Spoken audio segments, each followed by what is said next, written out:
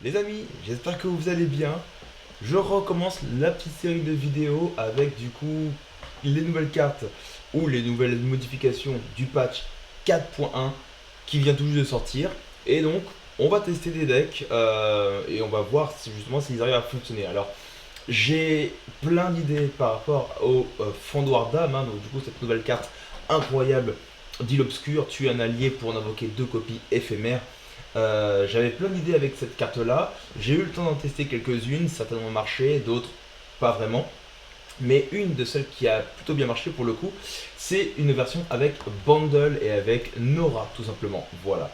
Donc le principe du deck qui est Nora Kindred du coup reste le même. Ça reste un deck très axé contrôle, donc sur de la génération de créatures via les portails et de la gestion de ressources adverses. Mais cette fois-ci, le Fondoir d'âme rajoute vraiment une plus-value pour la pile de bric-à-brac qui du coup va déclencher son dernier souffle et les deux copies éphémères déclencheront elles aussi leur dernier souffle. Donc avec une carte, on obtient deux portails supplémentaires. Et elle fonctionne très bien aussi avec le voyageur désabusé qui du coup va vous permettre de défausser les wincon adverses. En deux cartes, 7 mana, votre adversaire il perd 3 cartes chères de sa main. C'est très souvent des wincon. Donc il y a vraiment des combos super fun à faire avec ce deck là. Et pour le reste, ça reste vraiment du contrôle. Et le but du deck, vraiment, voilà, c'est d'épuiser l'adversaire tout simplement. Je vous en dis pas plus. Kindred, Nora, Nora, Vegar, tout ça, ce sont des archétypes qui sont assez connus maintenant, du moins à base de Nora. Maintenant, est-ce que ça va fonctionner? Eh bien, on va aller voir en ladder. Voilà. Le but vraiment là, c'est de tester les decks, de s'amuser un petit peu, voir ce qui fonctionne, ce qui fonctionne pas, et voir ce qu'on pourrait améliorer. C'est pas impossible que vous ayez une version améliorée de ce deck là par la suite si j'arrive à affiner, à peaufiner cette decklist. Alors première game, ça tourne contre Miss Fortune TF, donc de l'aggro. Je vous cache pas qu'on risque d'avoir un peu mal ce genre de game là. On a beau avoir du vol de vie, on a beau avoir de quoi se soigner, on risque d'être en difficulté. Bon, on a double Nora main de départ, on a un repos éternel, c'est plutôt pas mal. On a des bâtons pointus. Ok, on va se dire qu'on a des outils, qu'on a des options. Maintenant, ok, une araignée domestique, ça va. Ça va. Le repos éternel, on va pas l'utiliser dessus, hein. En plus il attaque pas avec la dernière. Tant mieux, nous ça nous va. On va attendre des créatures un peu plus importantes, un peu plus dangereuses côté adverse. On regarde déjà si cette Nora arrive à connecter du coup. J'espère qu'elle connectera, en vrai. Ok, elle arrive à connecter. Les portails vont vraiment beaucoup nous servir ici. Ah ouais. Vous voyez, ça typiquement, c'est le genre de carte qui meurt. Tout de suite. Voilà, super. Donc là, vous voyez, c'est de la gestion pas chère, vraiment, on se prend pas trop la tête. Voilà, il me fait une saboteuse bâton pointu, du coup, la réponse qui tombe immédiatement. On essaye vraiment de limiter le plus possible les dégâts que l'adversaire pourrait nous mettre. Surtout sur ce genre de match-up, c'est très très important. On a un bon début en vrai là. On a des. Ok, on a le portail qui proc immédiatement, c'est Sulture, il invoque une Husk qu'on pourra sacrifier sur la pique de haine. Non, vraiment, là c'est. Ah oui, vraiment, c'est incroyable ce qui se passe. On va faire d'une pierre deux coups, hein. On va venir tuer les deux cartes d'une seule fois. C'est peut-être mieux plutôt de faire ça.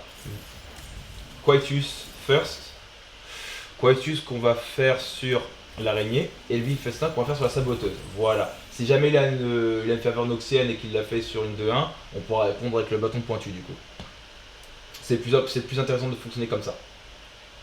La 2-2, on venait chercher à la tuer parce qu'on pouvait difficilement la tuer autrement. Là, il veut faire la faveur noxienne, la sanction tombe immédiatement et voilà. C'est vraiment ce que le deck est censé faire. Franchement, là, on a une game qui est très très facile pour le coup. Tout roule, hein, tout roule, il n'y a pas de souci, il n'y a pas de problème, c'est incroyable. Là, il n'y a absolument aucun problème. Le deck adverse est censé nous mettre beaucoup de menaces et on les gère comme si de rien n'était presque finalement. Hein. C'est très agréable. On aurait pu faire le voyageur désabusé. Et en soi, j'avais aucune raison de ne pas le faire en fait. Bon, my bad. Parce que du coup, il aurait profité donc de la carcasse. Ça aurait été du coup une 2-4 challenger. Bon, si t'avais venu chercher une autre créature, tant pis. Ok, nouveau portail. Et on défausse un festin sanguin. Alors là, c'est une information assez importante du coup, parce que ça veut dire que l'autre carte la plus chère de sa main, au mieux coûte 3 mana. Donc on a déjà l'information qu'il n'a pas de TF et qu'il n'a pas d'œil de Nakaburos ou de décimation non plus dans sa main. Donc ça, c'est une grosse information ça. Mine de rien, c'est une sacrée information qu'on a là. Donc on sait qu'on va pas se prendre des trop gros bursts trop rapidement. L'arrière-garde de la Légion, donc ça peut. Le voyageur peut bloquer l'arrière-garde, la 2-3 peut bloquer le tentacule, Sulture peut bloquer la gardienne Maraille, il y a juste la 1-1 qui passerait éventuellement. Donc on est très bien dans cette game, on n'a pas besoin d'overreact plus que ça.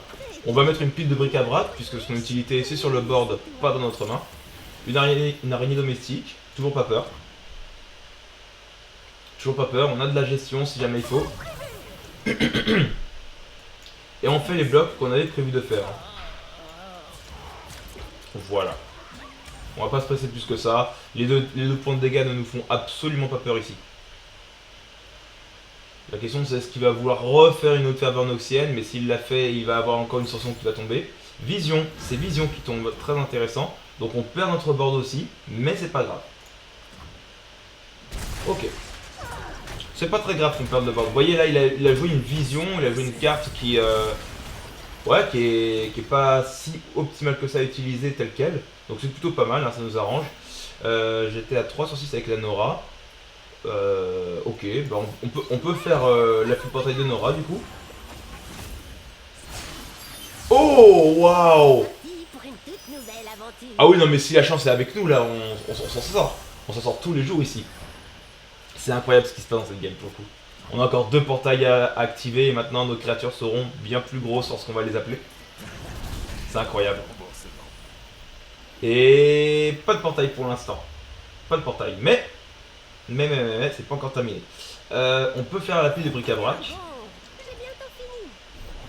Il fait une gardienne Maraille, pas de problème. On va attaquer avec la pile du coup. On va voir s'il la bloque. Et il la bloque, ça tombe bien, c'est ce qu'on voulait. On voulait que cette pile s'empale sur une autre carte. Ça par contre ça m'arrange pas monsieur, donc tu vas... On va te dire non, hein, d'accord. On utilise une pique de haine du coup pour empêcher sa ferveur noxienne de tuer notre Nora. On a 3 portails, 4 portails maintenant avec la Nora qui a réussi à connecter. Ok, et du coup on peut faire lance noire directement sur le pigeon puisqu'on a une créature qui est morte pendant ce round, c'est très bien pour nous. Vous voyez là, la gestion elle est super simple, on gère tout ce qu'il nous fait. Tout ce que l'adversaire essaie de faire, on le gère. C'est aussi simple que ça. Et premier portail et... Oh, salut leur cœur. Ah et là par contre ça va devenir complexe pour l'adversaire de passer ici. Hein. Ça va devenir très complexe pour lui de passer. J'ai envie d'aller piocher du coup. Et d'aller voir ce que nous réservent les autres portails. Ouais, oulala, ouais, ah ouais. C'est incroyable. Ok. Et là du coup on a une double combo à base de repos éternel pour le commentateur, lance noire pour Miss Fortune. Il veut refaire une faveur noxienne, on a une deuxième lance noire pour punir. Franchement c'est incroyable. Oh oui. C'est vraiment incroyable. Là on a gagné la game en soi. On a gagné la game. À aucun moment il peut revenir ici. D'ailleurs c'est triste pour lui. Alors l'allégeance à Freljord ne nous intéresse absolument pas ici. Et ouais voilà, l'adversaire le sait, c'est mort. Jamais il passera au-delà de ce board. Jamais il passera au-delà de... Enfin il régnera tout le dégât nécessaire. Non là c'est incroyable. C'est super satisfaisant quand le deck se comporte comme ça. Vraiment. C'est vraiment super cool. Donc voilà, c'est un petit deck contrôle sympathique avec l'ajout de Fendoir des âmes du coup qui permet d'amplifier les combos que vous pouvez faire, de générer un peu plus de portails aussi. Et accessoirement, le Fendoir d'âme peut aussi s'activer sur les créatures qui sont générées par les portails. Et là, bah, c'est le hasard, hein. Là c'est la fête au slip. Lurker en face, il va nous falloir de la gestion d'aggro, pareil. Donc éviter les vengeances, Quoique la vengeance... On va garder la vengeance quand même parce que si Rek'Sai tombe, on pourra la punir immédiatement. Mais le reste c'est vraiment pareil, c'est comme le MFTF d'avant, c'est de l'anti-aggro qu'il nous faut ici. Hein. C'est de la gestion, c'est tout ça. Alors le recano ne nous arrange pas ici parce qu'on ne peut pas venir le tuer. On aurait préféré qu'il joue la petite... Ok. Bah du coup ça nous arrange, on peut venir tuer le recano du coup. On peut venir le tuer. Alors je pense qu'il pourra quand même lurker. Voilà. Donc ok, on prend un peu de dégâts en début, c'est pas trop gravissime encore. Là par contre, va falloir aller piocher. Là, va falloir aller piocher. Aïe aïe aïe aïe aïe, on n'a pas de créature et là vous voyez, ça c'est le problème. C'est le gros problème ici. Ouais bah vas-y tape hein. Tape mon pote. Je vais quand même jouer ce bâton pointu parce que j'ai vraiment pas de meilleure option. J'ai vraiment pas de meilleure option ici. Ok, on a le dernier bâton pointu, pourquoi pas. Donc cet essaim de gueule d'acier mourra, ça c'est la bonne nouvelle. On a une Nora qui arrive, mais une Nora qui va pas faire grand chose. Elle va tellement pas faire grand chose que j'hésite presque à la tuer sur la pique de haine. Et je pense que c'est ce qui va se passer en plus les amis. C'est ce qui va se passer. Parce que là il faut absolument contenir l'agression qu'il nous met. Regardez ce que j'ai appris. Ouais. Je me suis trompé de chemin. Voilà, on limite les pots cassés. On garde le bâton pointu pour tuer les seins de gueule d'acier, on sait qu'il est condamné. Ça fait tellement mal. Oh là là, l'harponnage il fait super mal. On a sûrement perdu la game là-dessus, vous voyez. Là il nous met trop de dégâts en un seul coup. On n'a toujours pas de créature. Et là il pioche un essaim de gueule d'acier qui du coup va passer 4-2 du coup, quand il sera invoqué. On n'a pas de créature de notre côté, c'est... Ouais. Ça va être très compliqué. Pas de créature de piocher là-dessus non plus. Ça sent mauvais les amis. Donc vous voyez, ça c'est le problème du deck. C'est pour ça que je parlais qu'il va falloir sûrement le raffiner. C'est que si vous piochez vos créatures d'early game, c'est très bien. Vous tenez super bien sur la durée. Mais si vous les piochez pas, là les problèmes commencent. Et ils commencent bien. On peut tout changer. Ouais, là c'est pareil. Ça va être une vengeance sur la 6-3. On va essayer de tuer ça. Voilà, on essaye de... Encore une fois, on limite la casse. Mais c'est tout ce qu'on peut faire ici. Et encore, on n'a même pas vu Xerxaret, on n'a même pas vu Rek'Sai, on n'a rien vu de tout ça. Hein. Pour le moment, on n'a rien... Ah bah oui, d'accord. Ah bah ouais, d'accord. Bon. Au moins, ça ne laisse même pas le bénéfice du doute. Sincèrement, on aurait eu de l'early, on n'aurait pas été dans la panade à ce point-là, franchement. Donc voilà, c'est un deck qui, comme je vous l'ai dit, qui reste à peaufiner. N'hésitez pas, vous aussi, dans les commentaires, à indiquer ce que vous auriez changé, ce que vous auriez mis plutôt à la place, si vous avez des idées. Les fans de Nora, manifestez-vous. Et même si vous n'avez pas d'idées, lâchez toujours un petit pouce bleu, ça fait toujours plaisir, ça soutient la chaîne. Et puis bah écoutez, laissez un commentaire, ou ne serait-ce que pour indiquer si vous avez apprécié la vidéo ou pas. Twisted Fate, Illaoi, alors ça, je sais pas trop à quoi m'attendre. Alors ce qui est certain, c'est que rien ne reste ici.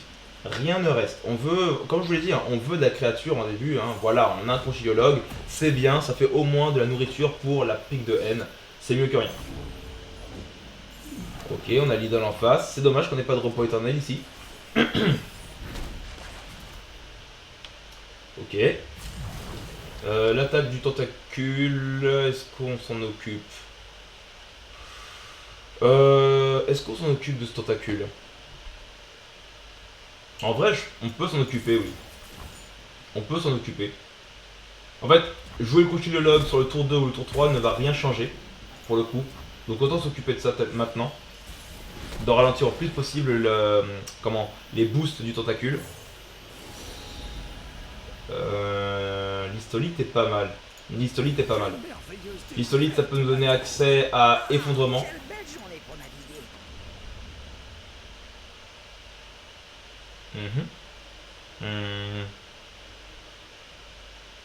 Alors j'ai envie de voir s'il va développer. S'il développe avant d'attaquer, on peut faire Kindred, puis pique de haine, et là c'est super. Puis s'il ne développe pas, écoutez, on défendra avec pique de haine et autres. Je suis un apôtre de la vérité. Approchez. Ça c'est cool. Ça c'est super cool. La mauvaise nouvelle par contre, c'est que s'il attaque avec tout, son tentacule sera intuable. Du moins ce tour-ci. Et là par contre, oh waouh.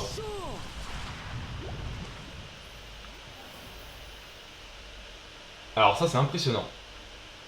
C'est très impressionnant. Alors on va mettre ça pour la forme. Mais donc du coup, si ça tue l'ennemi le plus faible, en toute logique, ça ira tuer le tentacule, c'est bien ça. Et il peut bien le faire grandir par la suite. La bonne affaire. Yes. Yes, yes, yes. On prend 5 dégâts, c'est pas grave. Honnêtement, c'est vraiment pas grave qu'on prenne 5 dégâts là. Voilà, ça c'est pris. Et honnêtement, ce qu'on va faire d'ailleurs, juste là. En vrai, on pourrait tenter de venir chercher Ilaoi, mais on n'oublie pas qu'il joue Yonya, donc il peut avoir les rejets et compagnie. Donc le plus intelligent encore à faire ici. Le plus intelligent, je pense que ça va juste être de faire aperçu de là. On proc Kindred sur Ilaoi et basta. Hein. On se prend pas plus la tête que ça. Alors là, on est vulnérable du coup à tout ce qui est rejet. Enfin, rejet, non, renvoi dans la main. S'il nous renvoie Kindred dans la main, Ilaoi ne mourra pas et ce sera problématique. Après, je pense pas qu'il va jouer des rappels. Alors, je vois mal un deck Ilaoi jouer des rappels. Et évidemment, il va me contredire. Non, je sais pas. En plus, il y a TF avec. Moi, je le vois mal jouer du rappel ici. Je dis ça surtout parce que ça m'arrangerait qu'il n'en joue pas du rappel. Mais non, je l'imagine mal jouer du rappel ici. Sincèrement. Il cherche peut-être un moyen de sauver sa... Oh. Vous la sentez bien l'entourloupe là?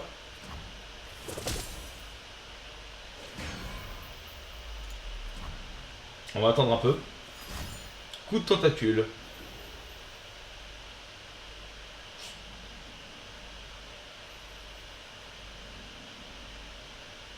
Alors, vous savez quoi? Je vais profiter de cette game là pour faire un essai. Parce que je ne connais pas comment ça marche. Je ne sais pas comment ça va marcher. En temps normal, si j'avais vraiment voulu la jouer safe, j'aurais juste fait pic de haine sur Ilaoi. Ça aurait généré une Husk. Et j'aurais recommencé la même chose. Mais là, je veux savoir qui de la marque de Kindred ou de l'éphémère de Kindred va prendre en premier.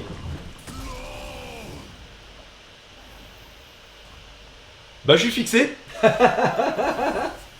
Je suis fixé. Alors ceux qui viennent de voir ça et qui savaient déjà que ça allait se faire, que ça allait se produire, vous êtes en train de halluciner. Et ben désolé, mais moi je ne le savais pas.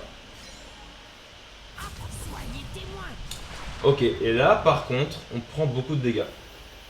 On va voir si on a la chance de piocher un des deux portails. Et la réponse est non. Donc on prend les dégâts, on n'a pas le choix. On n'a absolument pas le choix ici. Et Ilaoi évolue.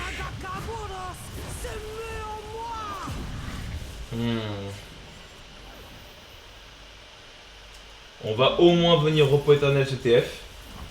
Au moins ça.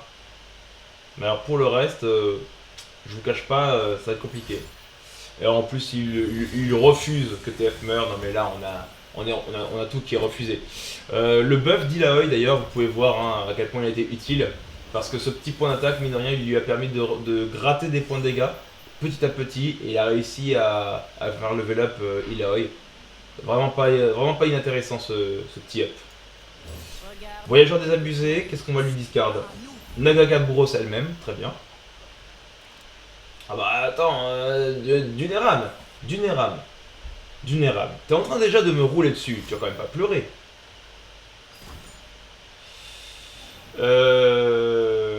C'est tentant de faire un panneau déroutant ici. Je vais même le faire, ça d'ailleurs.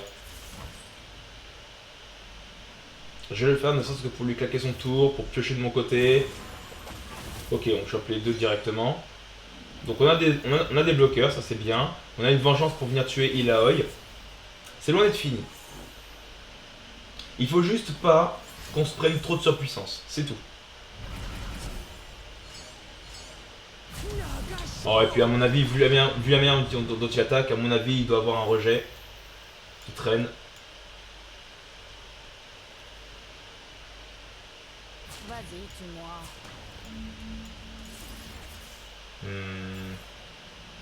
On peut pas faire grand chose d'autre de plus.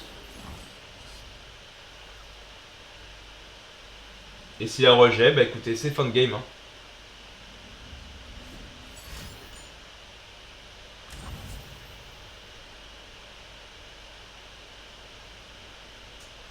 Ok. Et on peut pas réduire les dégâts. Très bien joué. Syncope qui est apparu un peu plus, hein, j'ai remarqué. c'est très intéressant de voir à quel point je vois syncope en ce début de patch. Je sais pas si c'est votre cas à vous aussi. N'hésitez pas à le dire. Allez, on va faire une dernière game pour ne pas rester juste sur un constat comme celui-ci. Et ce sera du Gwen Kata. Allez, dernière game contre un match-up, contre un match-up très souvent vu au cours des 2 derniers patchs. Gwen Kata. Je pense que c'est juste Kindred que je ne garde pas ici. Tout le reste est gardé. Alors la deuxième lance noire fait mal. Mais au moins on a une créature en early game, on a un Conchi. C'est déjà toujours mieux que rien. On n'a toujours pas de repos éternel, c'est dommage. Il y en a pourtant 3 dans le deck. Ah oui. Oh, le petit Gohard. Un peu trop tard malheureusement, mais le Gohard quand même. De la vie sous-marine. Doucement.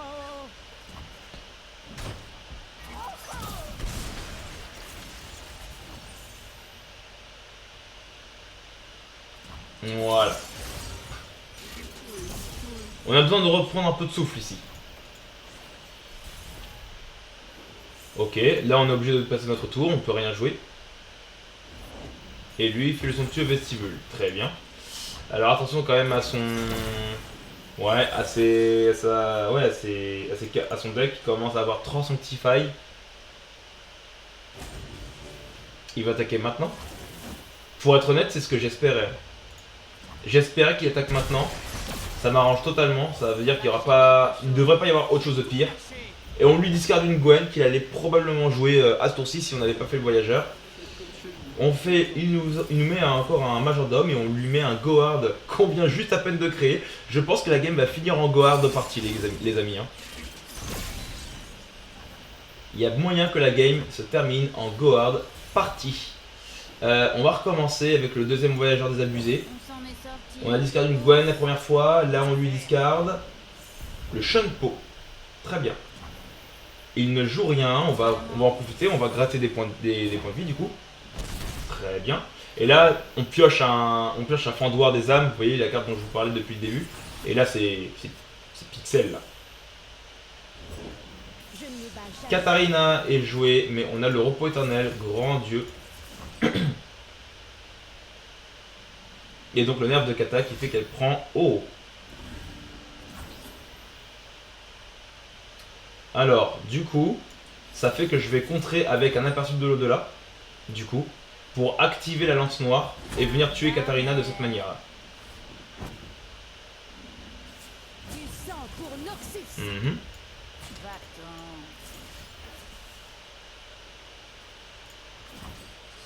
Normalement, ça devrait passer. Ouais, très bien, ok, d'accord, ça va. Donc l'adversaire nous dit clairement, ok frère, bien joué, ça passe. Donc pas de Katarina pour l'adversaire, mais 6 Sanctify à présent, ce qui est beaucoup. Ce qui est beaucoup. Oh, le fond... Non, si c'est bon, le fondoir qui arrive, il est là, très bien. On lui discarde la deuxième Katarina. Il devrait plus avoir grand chose d'intéressant dans son deck. On va lui mettre le Gohard ici. Et c'est le troisième Gohard qu'on joue. Donc le prochain, ce sera un Pack Your Bag ou Fais tes valises en français.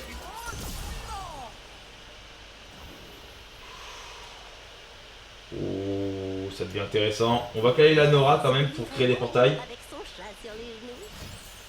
Ville festin, très bien.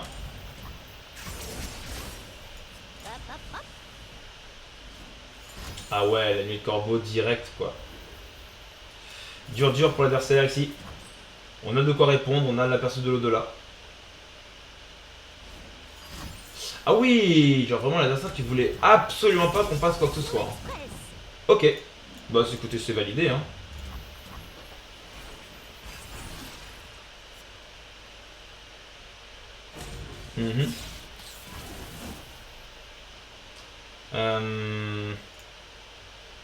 C'est notre dernier voyageur désabusé. Ça, faut bien l'avoir en tête.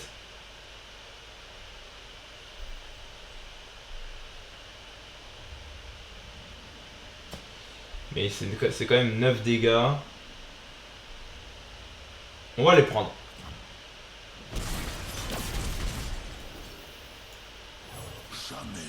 Kindred. Et c'est parti pour le fondeur des âmes. Alors j'avais vraiment envie de faire ce combo là parce que je le trouve vraiment trop fun. Enfin surtout quand c'est moi qui le joue. Mais aussi... Oh ok. Mais aussi j'ai pas d'autre raison en fait. Je voulais vraiment juste faire le combo. On lui a discard un autre somptueux vestibule et une puissance. Ok. À jamais. Nice. On est à 2 sur 6 pour la Nora. On va commencer par faire une pile de bric-à-brac. Là, les moyens de faire n'importe quoi pour mon adversaire sont assez limités quand même. Pour ne pas dire complètement.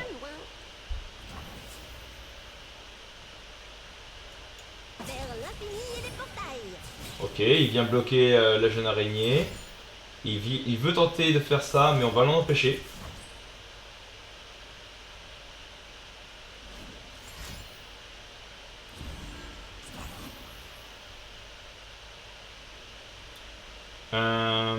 Si je fais ça... Exact, si je fais ça, il ne piochera plus. Bon, j'aurai plus de mana, mais il piochera plus non plus. Donc on va le faire.